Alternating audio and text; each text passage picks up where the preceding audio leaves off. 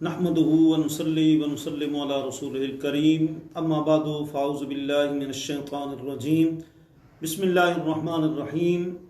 दुनिया भर में हमारे चैनल को देखने, सुनने और पसंद करने वाले और इस्लाह के तालिब हज़रात, जैसा कि आपको मालूम है कि हम तकरीबन तसलसल के साथ तलबा के इम्तिहानात में आला कामयाबी हासिल करने पर मुख्तलिफ़ वीडियोज़ नशर कर रहे हैं। तो आज का हमारा मौजू है कि इम्तिहानात की मशक और तैयारी कैसे करें। तो ज़ाहिर बात है, कोई भी काम है ट्रेनिंग के बगैर, एक मशकों और तमरीन के बगैर जो है वो बंदा एक मतलूबा हदफ और मतलूबा मकासद तक नहीं रसाई हासिल कर सकता जब तक कि बंदा उसकी मतलब एक मशक और तैयारी न करे। अब ये तैयारी कैसे होगी, इसके क्या तरीके होंगे, तो उसके लिए चंद चीज़ें वो आपकी खिदमत में जो हैं वो मारूज़ात पेश करनी है। सबसे पहली बात है रोज़ाना के आपके मामूलात। रोज़ाना की आपके रोज़मर्रा की जो लाइफ की रूटीन है वो क्या है। इम्तिहानात के दिनों में आपको कुछ तब्दीली करनी पड़ेगी। सुबह की नमाज बाजमात पढ़ें और इससे पहले 2 घंटे या मगरिब ता इशा का जो वक्त है, मुहद्दिस इब्न जौज़ी ने सैदुल खातिर में लिखा कि किसी बात को याद करने के लिए कि वो हमेशा याद रहे, बेहतरीन तरीका यह है कि ये वक्त जो है फजर का और मगरिब ता इशा का बेहतरीन वक्त है।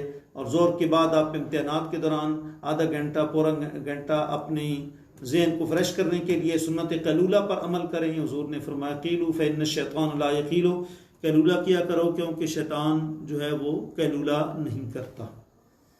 तो ये एक जो है वो सबसे पहले तो रोज़मर्रा के मामूलात आप इम्तिहानात के दिनों में उनका शेड्यूल तैयार करें।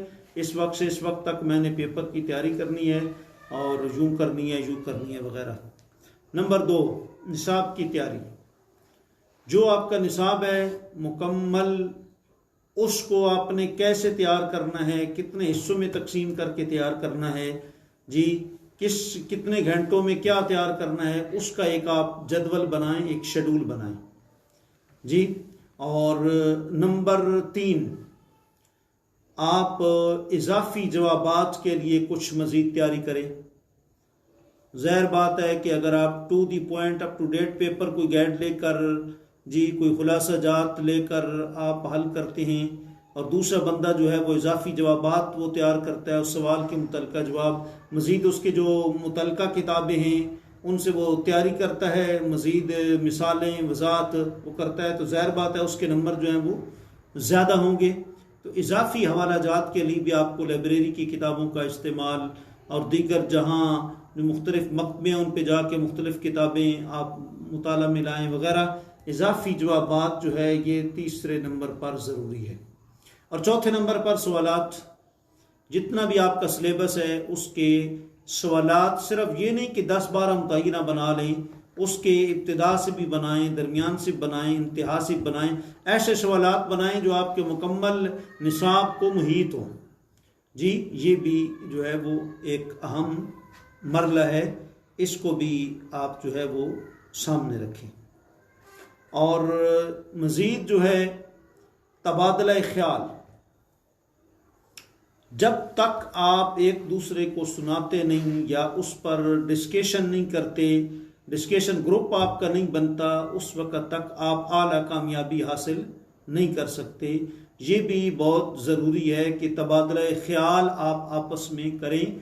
जब तबादला ख्याल करेंगे तो फिर इंशाअल्लाह अज़ीज़ बेहतरी की तरफ, बेहतरी की राह पर आप गामज़न होंगे और क्या कहते हैं कि आपके ज़हन में मज़ीद जो है वो साथ पैदा होगी।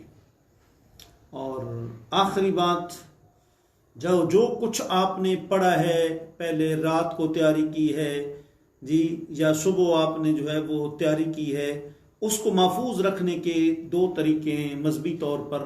एक तो ये कि ये दुआ है, अल्लाहुम्मा फ़्तह अलैना हिकमतक वंशुर अलैना रहमतक या अर्हमर राहिमीन। इस दुआ को आप 7 मरतबा पढ़ लीजिए। नंबर 2, सूरह फातिहा 7 दफ़ा पढ़ लीजिए, सूरह अलम नशरह 10 मरतबा पढ़ लीजिए। उसके बाद अपने सीने पर फूंक मार के पेपर को हल करें इंशाअल्लाह अज़ीज़। जो मवाद आपने तैयार किए है, जो आपने अजबर किया अपने हाफ़ज़े में, दोबारा इंशाअल्लाह उसका यादा उस वक्त हो जाएगा जब पेपर आपके सामने होगा। अल्लाह आपको सबको दुनिया आखिरत के इम्तिहानात में कामयाबी अता फरमाए। व आखिर दावाना अल्हम्दुलिल्लाहि रब्बिल आलमीन।